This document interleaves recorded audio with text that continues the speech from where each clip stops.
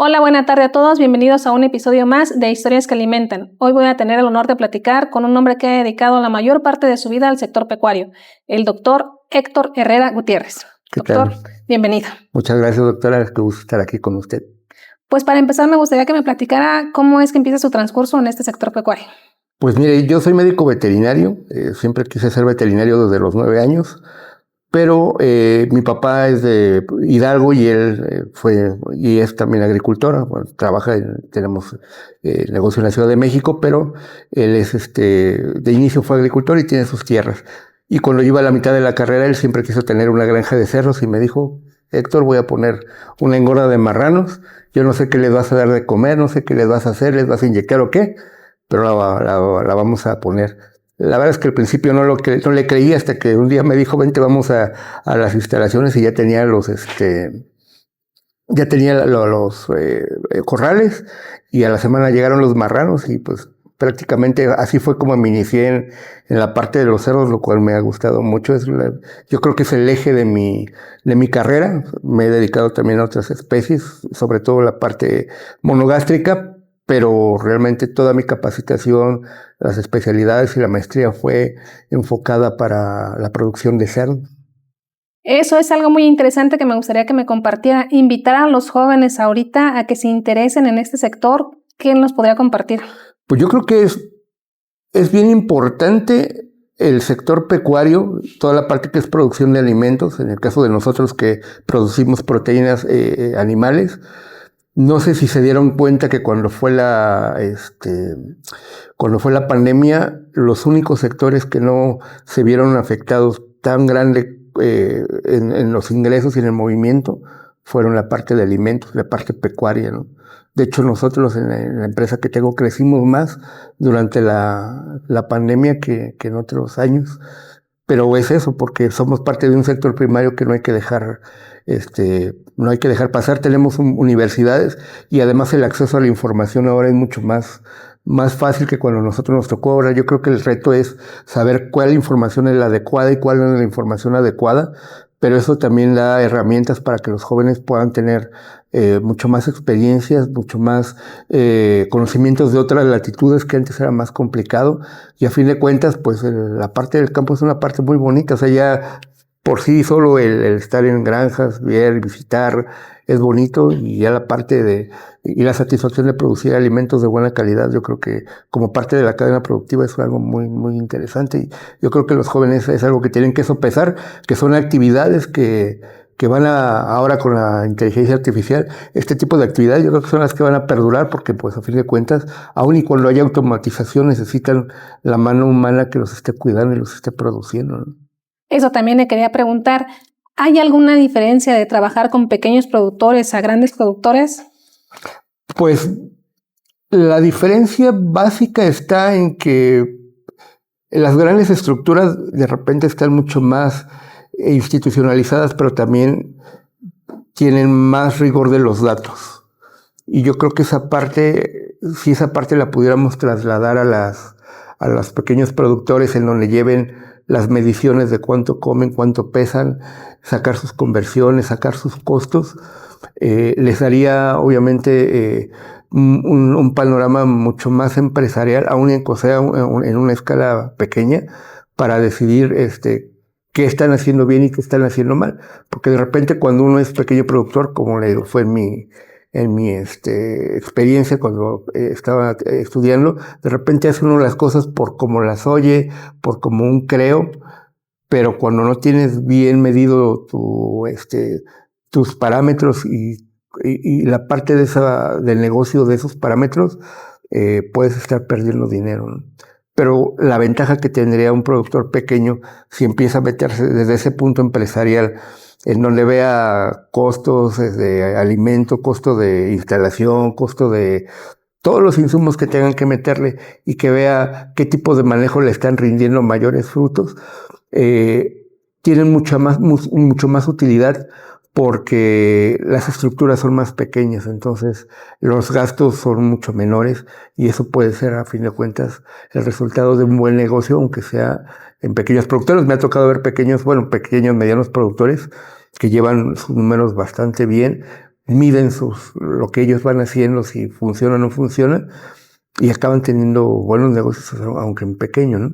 Y en el caso de los grandes, pues son estructuras muy pesadas y que a veces, bueno, la ventaja que tenemos los pequeños es que podemos tomar decisiones más rápidas para cualquier cosa, y en las institucionales, pues no. Entonces, eso yo creo que es una diferencia a veces entre trabajar con empresas pequeñas y con empresas grandes, la accesibilidad a los datos de producción, más que nada, porque los manejos pueden ser a veces muy similares.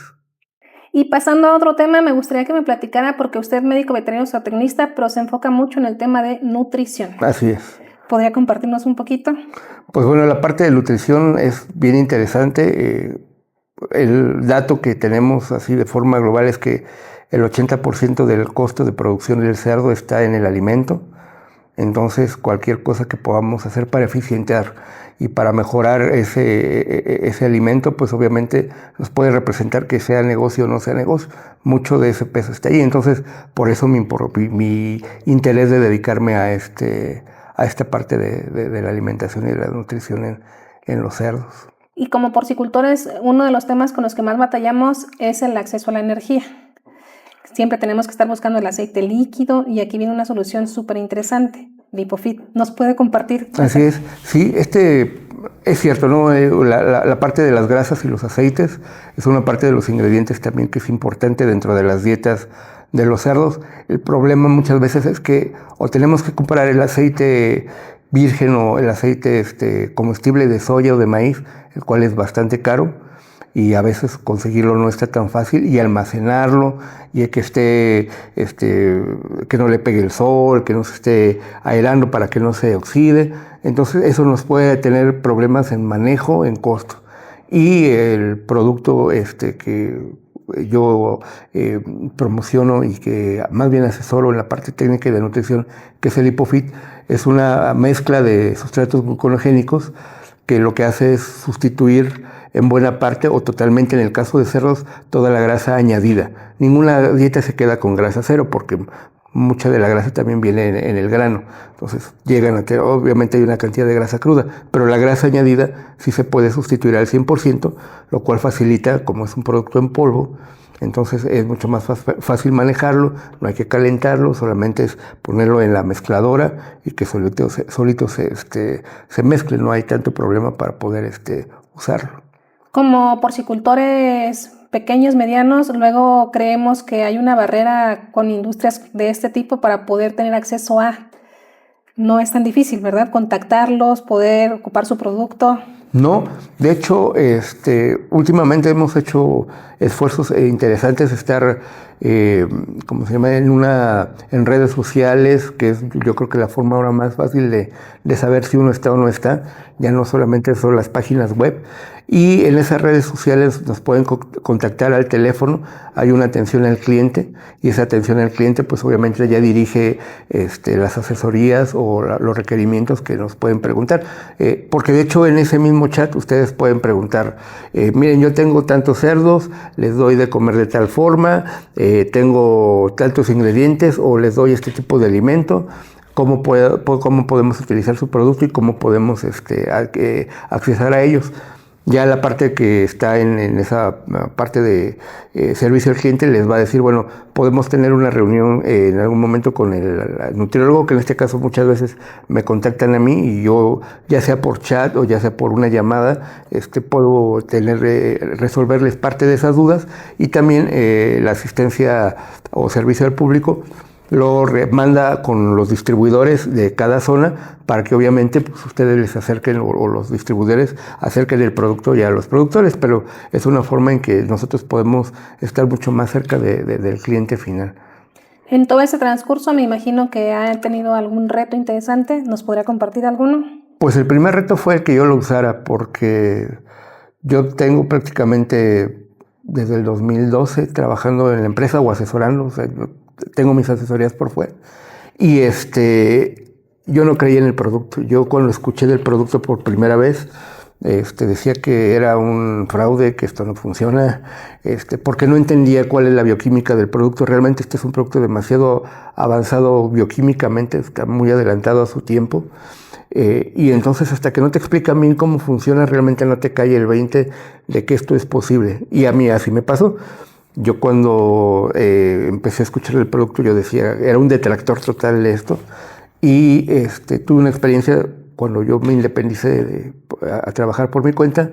Un socio mío, bueno, el socio mío, me prestó su bodega y me pidió que en favor, regresando el favor, les hiciera las formulaciones a su familia, a un tío de él que también vendía algunos micros. Entonces, pero me dijo que no utilizaban grasa, que utilizaban Lipofit. Y mi primera reacción es que eso no funciona, eso no sirve, eso es una estafa. Y me dijo, por favor, formúlales. Pues obviamente después de que él me estaba prestando sus bodegas, no me cobraba renta, y cuando uno va empezando, lo único que uno no tiene ni vergüenza ni dinero, pues entonces fue la forma en que yo accedí a utilizar el producto. Me dijeron cómo lo tenía que usar. En ese momento hablábamos del 1:10, sustitución de 1:10, ahora ya lo hacemos más técnico, pero en ese momento era 1 kilo de Lipofit por cada 10 de grasa. Hice las formulaciones y se las di. Y como a los 3 meses, pues me levanté y dije, ¿qué habrá pasado con los ceros? A lo mejor ya no me hablaron porque dijeron, el nutriólogo no sabe hacer las cosas, ya nos arruinó los días, para que le hable, ya ni le hablas. Entonces fui con mi socio y le pregunté, oye, ¿cómo les fue a las fórmulas y a los cerdos que consumieron esas fórmulas? Me dijeron, no, nos fue perfecto. Mi tío dice que muchas gracias, que todo muy bien. Y la verdad ahí fue donde dije, yo pensé que me iban a reclamar y ya vi que funcionó. Entonces, cuando el doctor sacó el doctor Medeles, que fue el que lo inventó y el dueño de la empresa, sacó una convocatoria que quería un nutriólogo, la verdad que yo fui por puro morbo, porque no sabía cómo funcionaba. Y lo primero que hice cuando me presenté fue, doctor Medeles, yo soy Héctor Herrera, no creo en su producto, pero yo veo que pasa algo. Y a partir de ahí me explicó él, obviamente ya de ahí me quedó todo totalmente claro de qué era, cómo funcionaba, y hoy día pues estoy por toda Latinoamérica y por todos los lados de donde me mandan para platicar cómo funciona el producto. Pero es un producto que tiene totalmente bases científicas, rutas metabólicas, todo, pero así fue como... No, y como porcicultor, pues la evidencia van a ser los hechos de que estamos viendo que los cerdos están realmente dando el rendimiento que esperamos. Sí, y hoy día yo también, lo que tengo una empresa de premezclas también, lo uso dentro de mis formulaciones desde también hace 13, 14 años. No lo dejo porque realmente me hace la diferencia en los costes de las dietas. Entonces, para mí es una herramienta indispensable, ¿no? Pero eso es como yo acabé con Lipofit. Ya me platicó el mayor reto que tuvo, pero me imagino que también ya tuvo alguna gran satisfacción. Sí, de hecho, el poder estar haciendo estas formulaciones con todos los diferentes productores en los diferentes países, en donde, a pesar de que por la misma forma en que en un inicio se promocionaba el producto, crea desconfianza de los nutriólogos, como a mí me lo creó. Hemos ido platicando con muchos de los nutriólogos de empresas grandes en toda Latinoamérica, en donde han entendido cómo funciona el producto, y entonces ya lo incluyen dentro de empresas grandes. Ya hoy somos un referente, ¿no? O sea, tan funciona el producto que han salido muchas copias en diferentes partes del mundo, básicamente queriendo copiar nuestra tecnología, que no lo han podido lograr, pero eso quiere decir que funcionamos, y eso ha sido uno de los retos, de las satisfacciones más grandes, el que ahora ya podemos estar en muchas partes del mundo y nos reconozcan y nos digan, bueno, pues ellos son los que saben. En todo este transcurso me imagino que también ha de tener alguna anécdota que nos pudiera compartir. Pues básicamente esas anécdotas como tal, bueno, el hecho de que ya estemos en varios lados, de repente ha habido gente en los aeropuertos, en diferentes países, que dicen, oye, ustedes hacen cosas para hacerlos, ¿verdad? Porque yo ya los he visto, o el llegar a otros países y que nos digan, sí, yo ya he escuchado de su producto, ya lo tienen aquí en México, ¿cómo lo podemos conseguir? Cuando nosotros apenas vamos ingresando, o que nos llevan a rutas de trabajos diferentes distribuidores en otros países, y de repente pues ya nos dicen, no, sí, ya hemos escuchado de ustedes, pero ahora díganos cómo funciona, y eso para nosotros es una gran satisfacción y como anécdota el poder, donde llegamos, que ya sepan quiénes somos, ¿no? Eso es una parte que nos ha ido bastante bien. ¿Mitos de la carne de cerdo? Pues yo creo que cada vez es menos. O sea, ya a mí me tocó cuando decían los doctores que la carne de cerdo era mala para los cisticercos. Realmente, pues los cerdos no contagian a los humanos de cisticercos. Los humanos contagiamos a los cerdos de cisticercosis. Ellos, lo que nosotros acabamos consumiendo, el que produzca cisticercosis a los humanos, es heces fecales o cosas de humanos, ni siquiera es la carne de cerdo. Entonces, de entrada, el mito de que la carne de cerdo no es transmisor de cisticercosis. Yo creo que es una. La otra, los médicos decían que cuando estás enfermo no comas carne de puerco. Entonces, pero cuando uno los empieza a cuestionar, al final no saben, o sea, es como que una plática que ha ido de boca en boca. Ahora ya sabemos los perfiles. De hecho, hay campañas en Estados Unidos que le llaman otra carne blanca, ¿no? Esta carne de cerdo es tan magra. De hecho, los cerdos que llegan a consumo humano pueden ser tan magros como si fuera un atleta de alto rendimiento. 3-4% de grasa es demasiado poco lo que tienen de grasa. Entonces realmente somos una carne fit o producimos carne muy fit para la gente que quiera hacer ejercicio. Somos una carne que tiene mucho menos grasa que por ejemplo la de res. Otro mito, las hormonas, pues obviamente no podemos inyectarles hormonas a los animales porque no nos daría el tiempo ni la inyección para estar inyectando a todos los animales. No es económicamente viable. Realmente ya los animales son muy magros por mera genética, manejo y nutrición. Entonces yo creo que son esos mitos que normalmente la gente habla, ¿no? Que cisticercos, que es mala, que es grasosa y que les ponemos hormonas, ¿no? No creo que ninguna de esas. Es más mala información que desinformación que otra cosa. Y ya desde su perfil como nutriólogo, ¿nos podría compartir alguna ventaja de dar alimento balanceado en vez de desperdicio? Pues la ventaja es demasiada. Primero, cuando usted está dando alimento balanceado, ya sea que usted lo prepare en granja o lo compre ya de forma íntegra para una planta de alguna planta de alimentos, usted está asegurando que van los nutrientes específicos para cada etapa, para cada y para que haya un crecimiento mucho más óptimo. Cuando nosotros damos desperdicios, el problema está en que hacemos una dieta muy desbalanceada. Normalmente puede haber, los cerdos normalmente no crecen tanto y acaban haciendo grasas o están flacos y ya no sirve como negocio porque entonces el tiempo que se extiende el que llegar a cierto peso, pues no se logra tan fácilmente con el desperdicio. Cuando usted está dando una dieta óptima en donde está dando la cantidad de aminoácidos, de energía, de vitaminas, minerales, dependiendo de cada etapa, entonces usted va optimizando ese alimento a esa etapa y se recorta, poniendo esa comparación, el tiempo en que usted va a sacar sus animales a mercado. Y lo que usted quiere es que esa inversión retorne. O sea, lo que usted está metiendo el dinero llegue lo más pronto posible. Aquí es donde de repente pues las casas nutricionales definen o platican con los productores si quieren dietas de alto rendimiento o dependiendo las instalaciones o de mediano rendimiento porque bueno, ¿qué tanto quiere usted que sus cerdos crezcan lo más rápido posible para que tenga el ingreso lo más pronto posible? Y en el caso de las engordas como antes era, o no sé si aquí todavía es muy común, pero de repente hay mucha gente que engorda con desperdicio. Primero, también se puede, los animales se tardan mucho más en engordar, 3-4 veces más.